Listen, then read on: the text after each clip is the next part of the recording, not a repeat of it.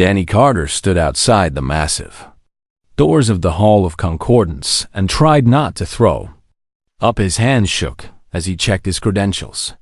For the 10th time that morning, the plastic card looked cheap compared to the glowing crystal badges he had seen other delegates carrying through the station when hours ago he had been fixing a water recycler on Colony Station Outreach. Now he was supposed to represent all of humanity at the Galactic Council's Centennial Summit. The original diplomat, Ambassador Patricia Wells, had collapsed with some kind of alien flu the day before departure. Earth's government had panicked and grabbed the nearest human with any kind of clearance. That human happened to be Danny, who had security access because he sometimes repaired equipment in government buildings. He tugged at his borrowed suit jacket. It was too tight across the shoulders and too long in the sleeves, and wished desperately that someone had made a different choice. The doors opened. With a sound like singing crystal, Danny walked into a room that made his brain hurt to look at. The ceiling stretched up so high it seemed to fade into stars. Walls curved in directions that shouldn't be possible, and hundreds of beings from across the galaxy filled seats arranged in spiral tiers. He had seen pictures of aliens before, but pictures didn't prepare you for the reality. The Rexian delegation looked like walking crystals that hummed with inner light. The Kelthari resembled massive insects with too many eyes.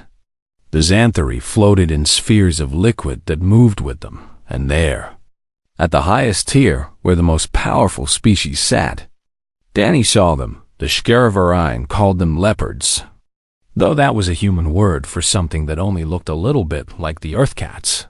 Their fur was deep black, covered in spots that seemed to shift colors when they moved.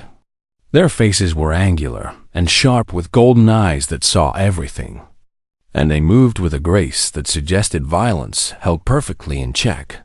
The war prime of the Shkari, Kethra, sat motionless in her seat and watched the hall with an expression Danny couldn't read. He tried to find his assigned seat, following the glowing path his credential card projected, and felt hundreds of eyes tracking his movement.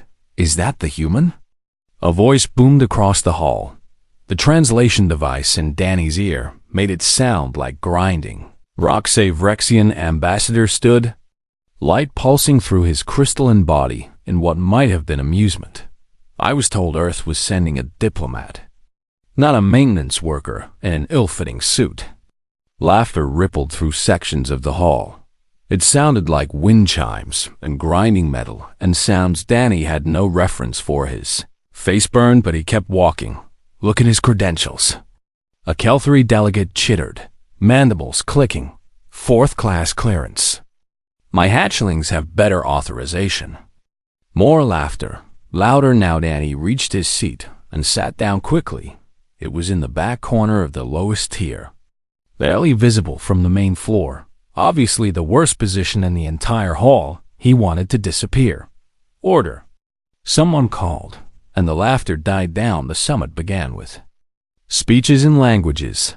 Danny's translator struggled to keep up with discussions of trade routes and territory disputes and technology sharing agreements that made his head spin. He understood maybe half of what was being said. Hours dragged by. Danny noticed that whenever he shifted in his seat or looked at his datapad, nearby delegates would whisper and point.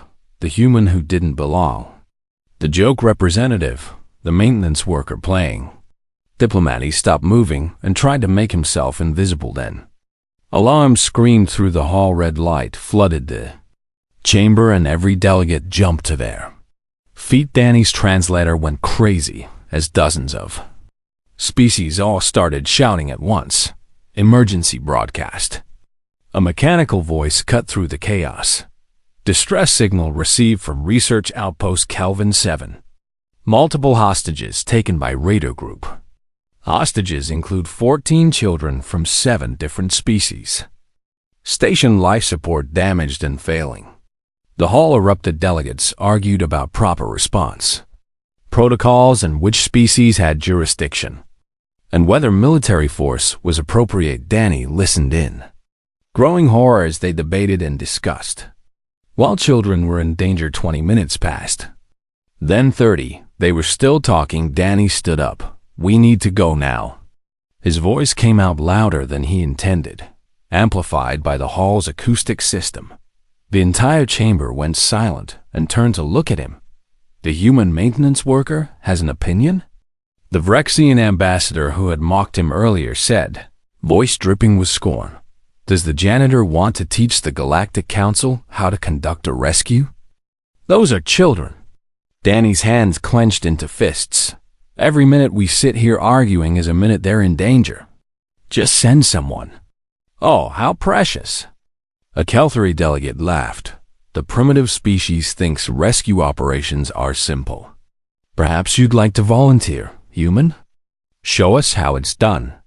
The laughter was vicious now. Cruel. Danny felt his face go red, but he stayed standing. "Yes," he said quietly. The laughter stopped. "What?"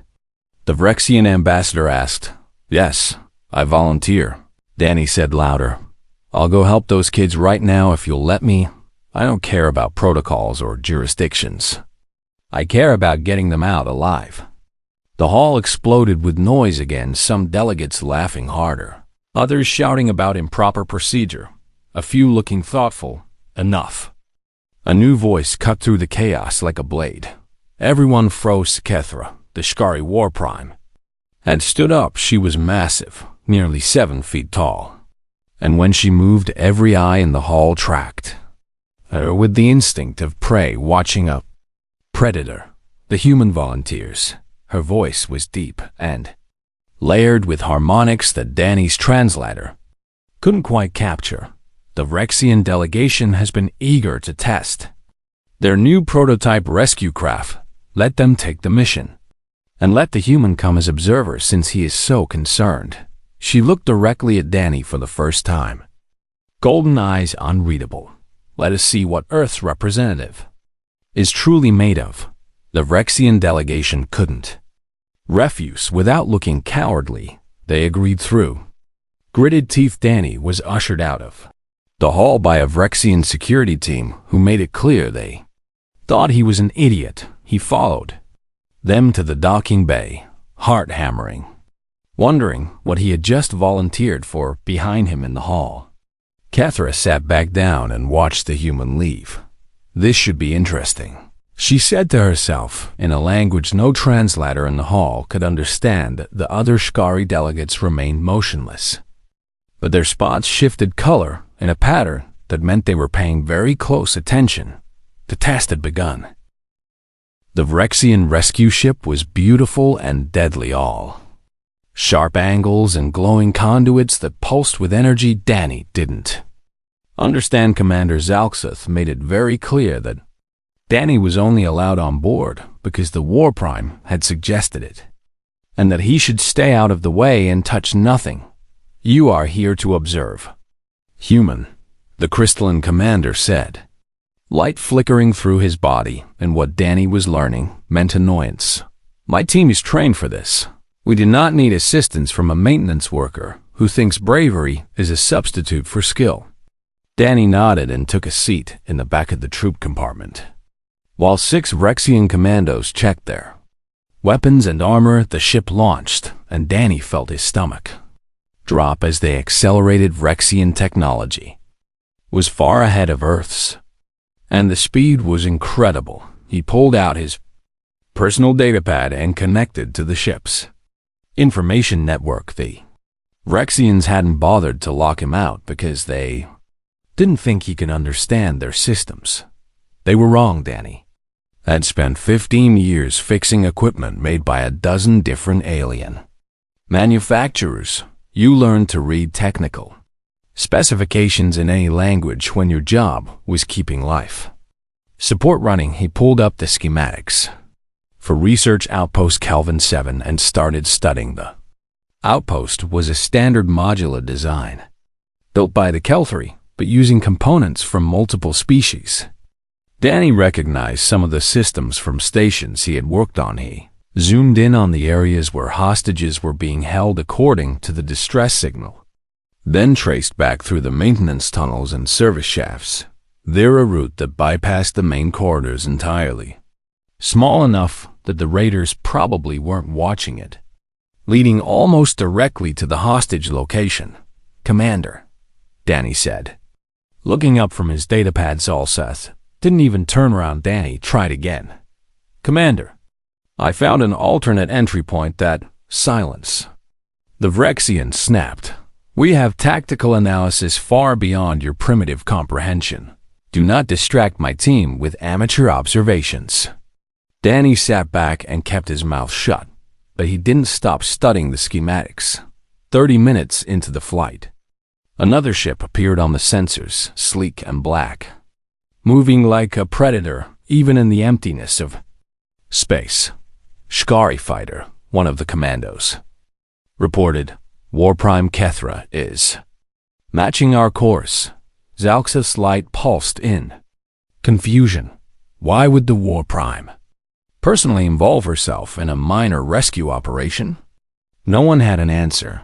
The two ships flew in formation toward the damaged outpost, which appeared on the view screen as a tumbling collection of modules venting atmosphere from multiple breaches. "Life support at 30%, the pilot reported. "The children's shelter has maybe 90 minutes of oxygen left." The rescue ship moved into docking position, and Zalx's team prepared to breach. Danny watched them and saw immediately that their plan was straightforward: assault through the main corridors. It would work if the raiders were disorganized and poorly armed. Danny looked at the sensor readings showing military-grade weapons and coordinated defensive positions. This was going to go badly. They docked with a clang that rang through the hull. The airlock cycled open and the commandos rushed in. Danny followed at a distance, carrying only his standard engineering kit, just tools. Nothing that could be used as a weapon. The landing bay was empty and dark, lit only by emergency lighting. The Vrexian team moved forward in formation toward the main corridor. Then the shooting started. Energy weapons lit up the darkness, and the commandos scattered for cover. The raiders had anticipated exactly where they would enter and set up a perfect ambush. "Fall back to the airlock," Zalxith ordered, his voice tight with surprise. The team retreated in controlled chaos, keeping up suppressing fire. They made it back to the landing bay, but couldn't advance. The raiders had them completely pinned down. "This makes no sense," Zalxith snarled. "Raiders should not have this level of coordination or firepower." Danny crouched behind a cargo container and pulled up the schematics. Again on his datapad, the route he had found earlier was still there, still unguarded as far as he could tell. The commandos called for orbital support, but it would take hours to arrive. The children. At 90 minutes, Danny looked at the maintenance shaft entrance in the corner of the landing bay. It was small, barely big enough for a human to squeeze through. Far too small for the crystalline Vrexianch made a decision while the commandos were focused on the firefight. Danny slipped away. He pried open the maintenance shaft cover with a tool from his kit and crawled inside. The shaft was cramped and dark and smelled like burnt plastic. Emergency lighting flickered. Every few meters, Danny pulled himself forward on his elbows, following the route he had memorized from the schematics. Behind him in the landing bay, one of the Vrexian commandos noticed he was missing. "The human is gone," the soldier reported. Zalsov spun around and saw the open maintenance shaft. "Fool," the commander shouted. "He'll get himself killed." "Should we pursue?" another commando asked. "We don't fit in those passages," Zalxith said grimly. "The idiot is on his own." What none of them saw was the sleek black shape that had entered the outpost through a different airlock. Kethra moved through the damaged corridors like a shadow, following sounds and scents no human could detect. She found the maintenance shaft Danny had entered and paused, head tilted, listening. The sound of a human struggling through tight spaces echoed Faint Lacathra's mouth curved in what might have been a smile. She found another access point and followed Danny, crawled for what felt like hours, but was probably only 20 minutes. The shaft twisted and turned, sometimes going up at steep angles, sometimes dropping down so suddenly he had to catch himself. His shoulders screamed from the tight space and his knees were bruised, but he kept going. Finally, he reached a junction point where he could see through a grating into a larger room, the hostage area. 14 children from 7 different species huddled together in one corner, all wearing emergency oxygen masks. A few adults were with them, trying to keep everyone calm. 4 raiders in mismatched armor stood guard with weapons ready. They looked nervous, talking to each other in low voices. Danny's translator picked up in fragments. "Commander," said, "reinforcements. Crazy attacking a research outpost. Just wanted supplies. Not hostages." They didn't sound like hardened criminals. They sounded scared. Danny carefully removed the grating as quietly as possible, then lowered himself down into the room. He made it about 3 feet before all 4 raiders spun around with weapons pointed at his head. "Don't shoot." Danny raised his hands. "I'm not armed." One of the raiders, a scarred human man who looked about 40, stepped forward with his weapon, aimed at Danny's chest. "You're the human from the council broadcast," the man said. The one they were all laughing. "And what are you doing here?" Danny kept his hands up. "I came to help the kids," he said simply. "Help?" Another raider, a young woman with burned scars on her face, laughed harshly. "You came alone through maintenance shafts? That's the dumbest thing I've ever heard." "Maybe," Danny admitted, "but those kids are running out of air, and you know it. Let me at least check their oxygen levels. Make sure the tanks are working right." The scarred man studied him for a long moment. "Why should we trust you?" "Because I'm not a soldier or a diplomat," Danny said. "I'm just an engineer who fixes things, and right now, those kids need help." The man's weapon lowered slightly. "Check the oxygen," he said, "but try anything and you're dead." Danny nodded and moved slowly toward the children. He knelt down and started checking their masks and tanks, making small adjustments as he worked. He noticed something, a sparking conduit in the corner, damaged and flickering, that could cause a chain reaction if it failed. Also noticed the raiders watching him with expressions that weren't quite hostile anymore, and in the shadows near the ceiling, invisible to everyone in the room, golden eyes watched, and Waitakithra had arrived.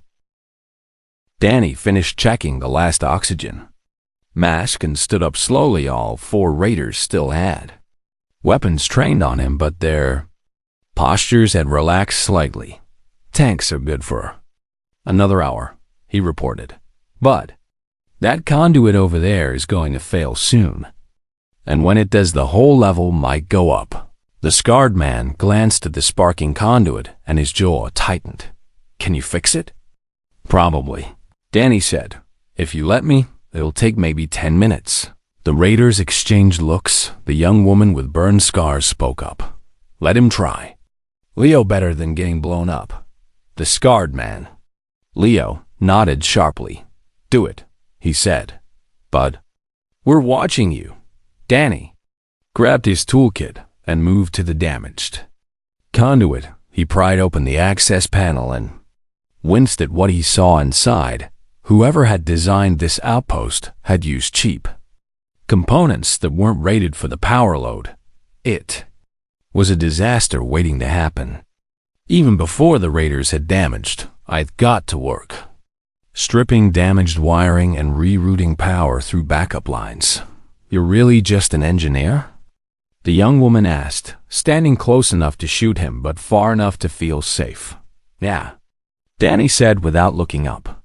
"Been fixing stuff for 15 years. Started on Colony Station outreach after my parents died when the main reactor failed." "Colony Station?" Another raider spoke up, sounding surprised. "Which one?" "Outreach in the 30th sector," Danny said.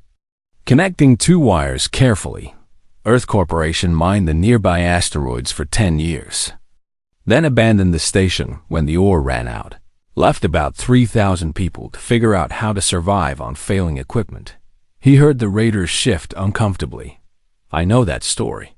Leo said quietly. Rexian Mining Consortium did the same thing to my homeworld, came in, stripped the resources. Left everyone to starve when there was nothing left to take. Danny looked up from his work and saw the pain in the man's eyes. That's why you're raiders. He asked. Leo's face hardened. We're refugees who got tired of begging for scraps. The galaxy doesn't care about people like us. So we stopped caring about the galaxy's rules. I get it, Danny said. And he did, when Outreach's reactor failed. The council sent thoughts and prayers, but no actual help. We had to steal parts from passing ships just to keep the lights on. The young woman lowered her weapon. Completely. Then why are you working for them now? She asked. Why represent Earth at the council if you know how corrupt it all is? I'm not working for them, Danny corrected. Finishing the repair and closing the panel. I'm a maintenance worker who got grabbed because the real diplomat got sick, and I'm here because kids shouldn't suffer for adult problems. The conduit stopped sparking and hummed smoothly. Lights in the room stabilized. There, Danny said. That should hold. The entire outpost shuddered violently. Throwing everyone off balance, alarms screamed through the walls and red emergency lighting flooded the room. Who was that? One of the raiders yelled. Danny pulled out his datapad with shaking hands and connected to the outpost systems. What he saw made his blood run cold. The core reactor is going into meltdown, he said, voice barely a whisper. The Rexian ship is preparing orbital bombardment to support the rescue. The energy scan destabilized the damaged reactor core. How long? Leo demanded. Danny looked at the readings. 28 minutes, he said. Maybe less. The children started crying. The adults holding them looked terrified. Can we evacuate? The young woman asked. Your ship can't hold everyone. Leo cut her off grimly. We've got maybe 12 seats, and there's 30 people in this room. Danny's mind raced. He pulled up the outpost schematics again and found what he was looking for. Emergency escape pods, he said. 3 bays. Should be enough capacity if we move now. The corridors are damaged. Another raider pointed out, we'll never make it with the kids. The maintenance shafts. Danny said, I came through them. They're stable. They'd bypass the worst damage. I can guide everyone through. Leo stared at him. Why would you help us? The man asked. We're raiders. We took hostages. We're everything you should hate. You're people who got pushed to desperation by a system that failed you, Danny said. Same as me and right now. None of that matters, because we're all about to die if we don't work together. The raiders looked at each other. Decades of being hunted and hated warred with the simple logic of survival. We trust you. We might make it, Leo said slowly. We don't trust you. We're definitely dead. He made a decision and lowered his weapon. Okay. Engineer, he said. Get us out of here.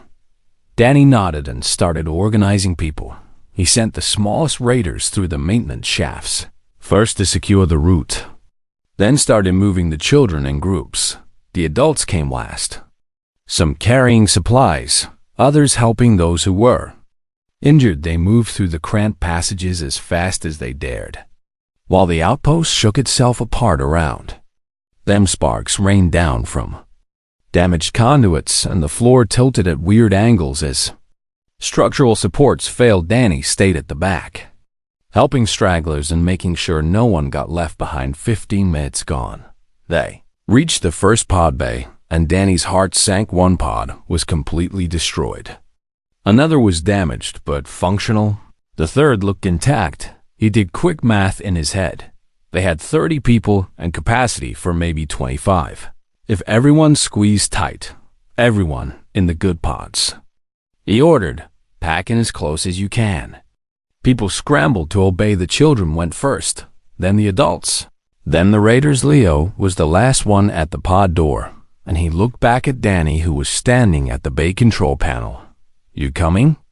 The scarred man asked. Danny looked at the panel and the damaged pod and the math that didn't work.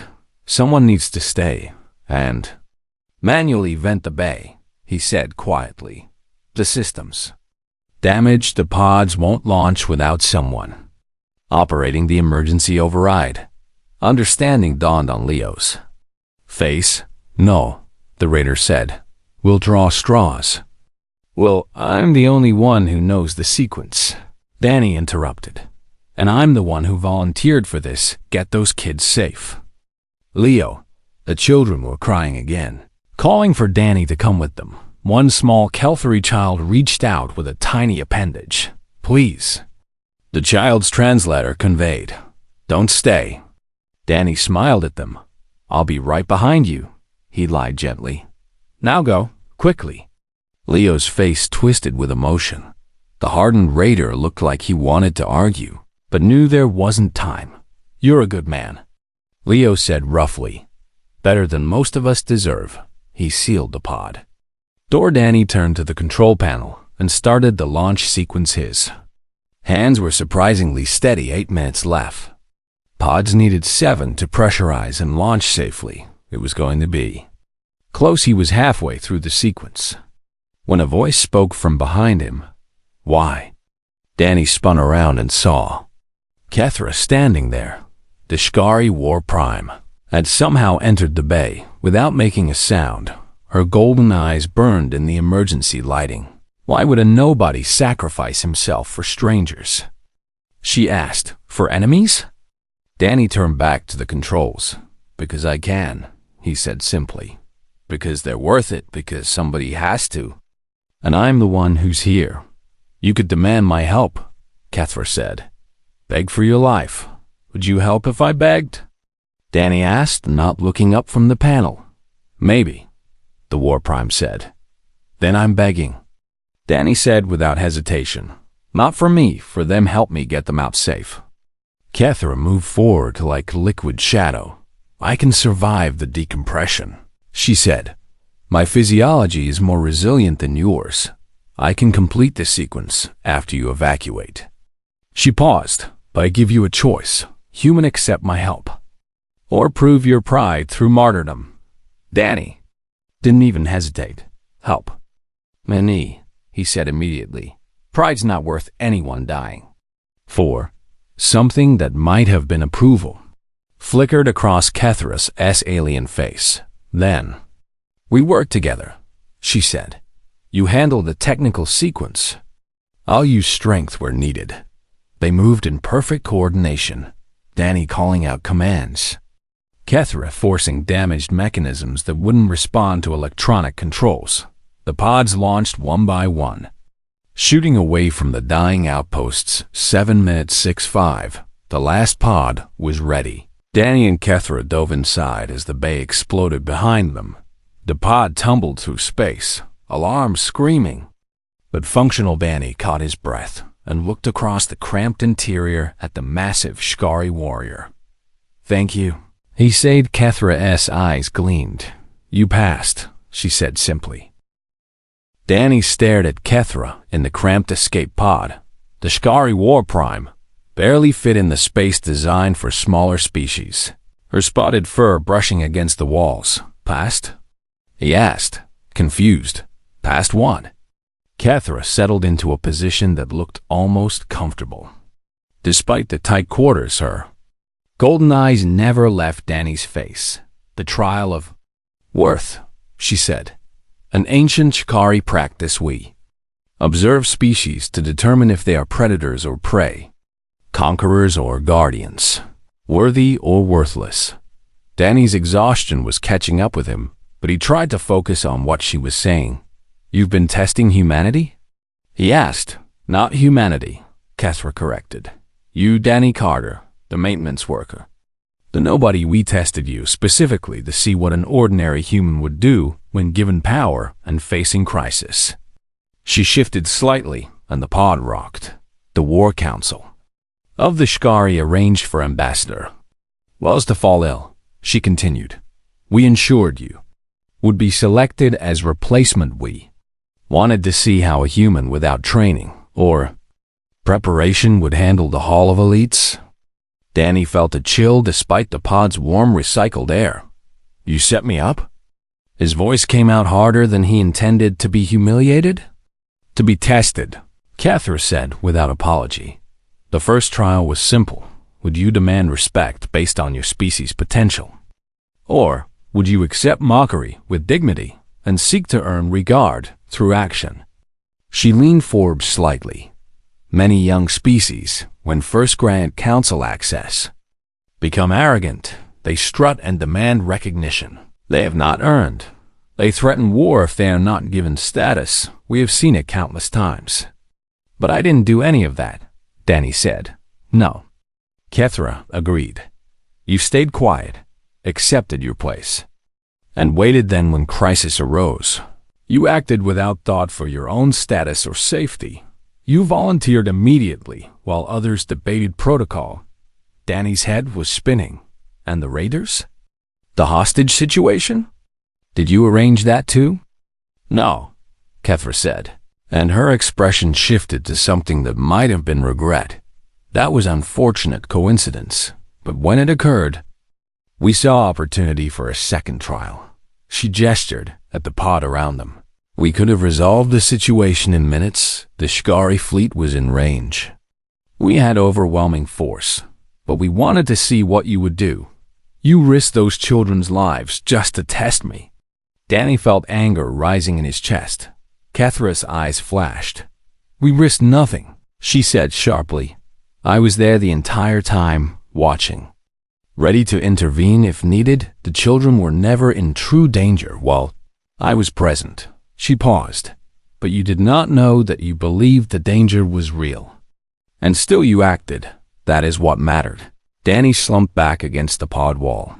His whole body ached, and his mind struggled to process everything. Why?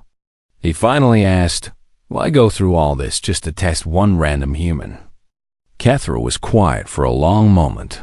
The pod drifted through space, its engines maintaining just enough thrust to keep them moving toward the Rexian rescue ship. Because the galaxy is changing, she said finally. The old powers of Rexians, Kelthari, Xanthari, they have grown comfortable in their dominance. They exploit younger species, take resources, leave ruin behind. Her spotted fur rippled with emotion. The Shkari were once like you, young, weak, dismissed by those who considered themselves superior. We were nearly destroyed by species that saw us as prey. She looked at Danny with intensity that made him hold his breath. We survived by becoming the strongest, the fastest, the most dangerous. We became predators so perfect that none dared threaten us again. But in doing so, we lost something important. What did you lose? Danny asked quietly. Purpose beyond survival. Kethra said, for millennia we have been the galaxy's apex predators. Feared, respected, but isolated. We realized we were becoming the very thing we once fought against. She shifted position, and the pod rocked again. So we decided to change instead of conquerors. We would be guardians instead of taking territory. We would protect those who could not protect themselves. Instead of ruling through fear, we would seek allies who shared our values.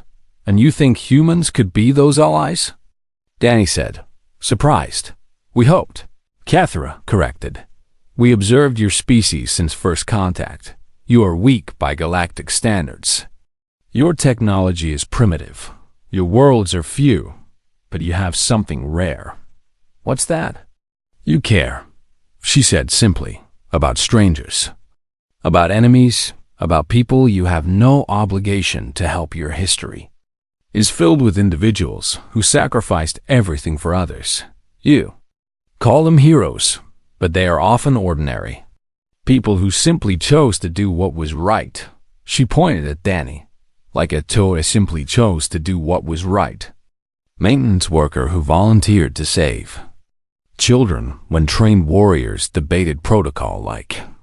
An engineer who worked with raiders instead of condemning them like a nobody, who chose to stay behind so others could live. Danny looked down at his hands. They were shaking slightly from exhaustion and adrenaline crash. "I'm not special," he said. "I just did what anyone would do." "Exactly," Kethra said. And there was something like satisfaction in her voice.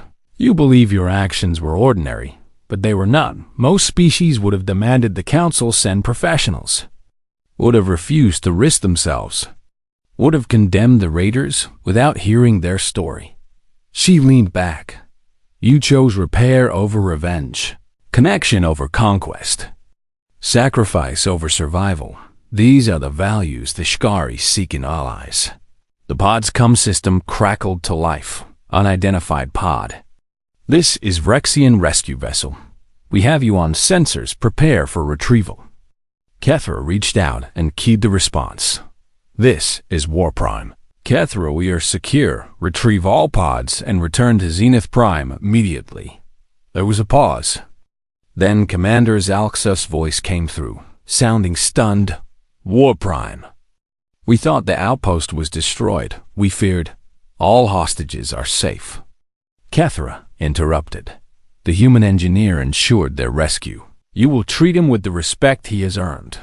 Another pause. "Yes, War Prime," Zalxus said, his tone completely different from the mockery he had used before. "Retrieving your pod now." The pod shook as the fee.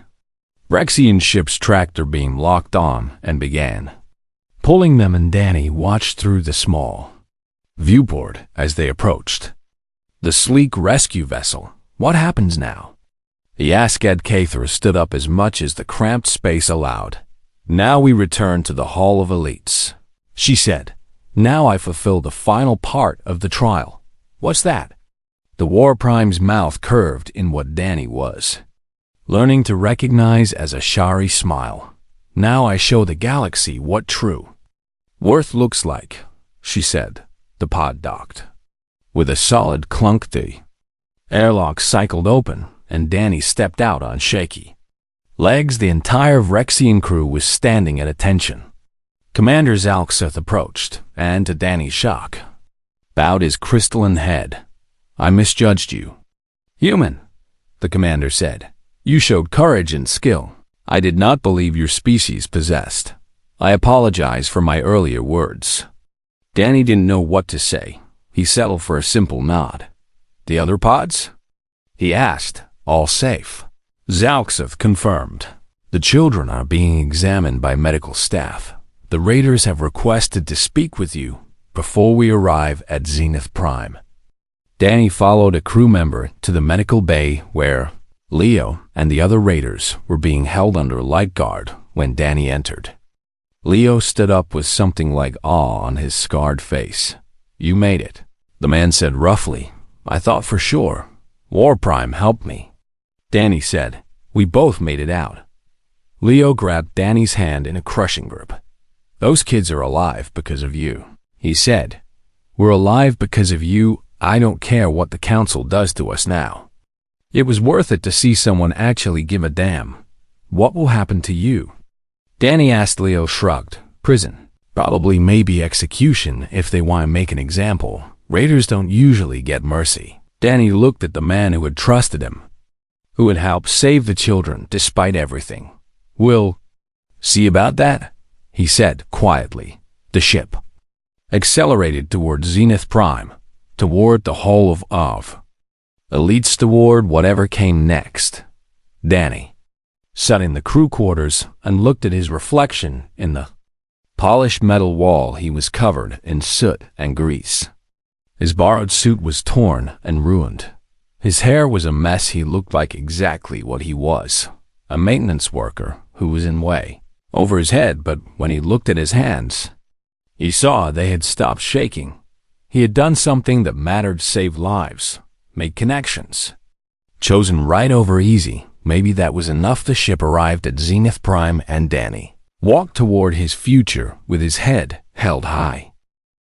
The news reached Zenith Prime before the rescue ship did. Major network across the galaxy was showing footage from the outpost's security systems. Danny crawling through maintenance shafts while trained commandos stayed pinned down. Danny talking with raiders instead of fighting them. Danny working to save everyone instead of just the hostages. The footage showed him staying behind at the control panel while others evacuated. It showed Kethra appearing and the two of them working together to launch the pods. By the time Danny walked off the ship, he was the most famous human in the galaxy. The docking bay was packed with reporters from 100 different species, cameras and recording devices and translation equipment all focused on him. Danny tried to back away, but Kethra was there, a solid presence at his shoulder. "Walk with confidence," she said quietly. "You have earned this attention." They pushed through the crowd. Questions flew in dozens of languages. Is it true you sacrificed yourself for raiders? Why did the War Prime help a human? What message do you have for Earth? Danny kept his mouth shut and followed. Kethra led him through the station. Toward the Hall of Concordance, the massive doors opened and Danny stepped inside. The hall was packed. Every delegation was present. Every seat filled, but this time, instead of mockery, there was silence. Danny walked down the center aisle, still wearing his ruined suit, still covered in soot and grease, still looking like a maintenance worker who had been through something terrible. But this time, every eye that watched him held something different: respect, curiosity, even fear from some. Kethra walked beside him until they reached the center of the hall's main floor. Then she stepped away and climbed to the highest tier where the Shkari delegation sat. Danny stood alone in the spotlight. Members of the Galactic Council. Kethra's voice rang out with perfect clarity. I call this emergency session to present the results of the trial of worth. The hall erupted in confused murmuring. Most delegates clearly had no idea what she was talking about. Silence. Another Shkari delegate commanded, and the hall obeyed instantly. Kethra descended from the highest tier and walked to stand before Danny. Her massive form towered over him, but her expression was almost gentle. Danny, Carter of Earth, she said formally, you were tested by the Shari War Council to determine the worth of your species. You were placed in situations designed to reveal your true nature, and in each test, you exceeded our expectations. She turned to address the hall. In the Hall of Elites, when mocked and dismissed, he did not demand respect. He accepted his place and waited for opportunity to serve. When crisis arose, he volunteered immediately while others debated. He risked himself for strangers without hesitation. When faced with enemies, he chose understanding over violence. He worked with raiders to save innocents instead of condemning them. When given the choice between his own survival and the safety of others, he chose sacrifice without hesitation. Her voice grew stronger. These are not the actions of a warrior seeking glory. These are the actions of a guardian protecting those who cannot protect themselves. She paused. These are the values the Shkari hold most sacred. Kethra did something Danny had never seen in any of the footage he had watched about the Shkari. She knelt, then she bowed, lowering her head until her forehead nearly touched the floor. The hall exploded with sound, delegates shouting in shock, cameras flashing, translators struggling to keep up with dozens of species all talking at once. Danny stood frozen, not understanding what was happening. Kethra rose and spoke again, her voice cutting through the chaos. In 10,000 years of Shkari history, we have bowed to only 7 individuals from other species, beings who embodied the highest virtues of guardianship and sacrifice. She looked at Danny with her golden eyes burning bright. Danny Carter is the 8th and the first human to ever receive this honor. She turned back to the hall. The Shkari War Council formally proposes full alliance with the human species. We recognize Earth as worthy of our protection and our partnership. The hall went absolutely silent. And alliance with the Shari was the most valuable thing any species could achieve. It meant protection from aggression, access to their technology, and most importantly, their respect. The Vrexian ambassador, who had mocked Danny earlier, stood up slowly. His crystalline form pulsed with emotion. Danny couldn't identify War Prime, the ambassador said carefully. Surely, an alliance of this magnitude cannot be decided based on the actions of one individual, can it not? Kethra interrupted. You judge entire species based on their military strength, their resource production, their territorial holdings. We judge them by the character of their ordinary citizens. She gestured at Danny. This human is not a trained diplomat or a decorated warrior. He is a maintenance worker, a common citizen, if this is what an ordinary human becomes when given responsibility. What might humanity achieve with proper support? Commander Zalxuth stood from where he had been seated with the Vrexian military. Delegation, I must speak, the commander said. I witnessed Danny Carter's actions firsthand. I dismissed him as worthless, mocked his offer to help, ignored his tactical suggestions. His light pulsed with what Danny now recognized as shame. I was wrong. His approach, his solutions, his courage all proved superior to our trained military response. He saved lives we would have sacrificed. He made allies of enemies we would have destroyed.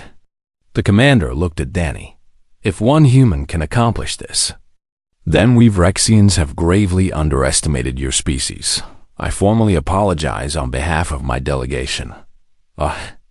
Calthary delegate stood next. I too mocked the human, the insectoid being said.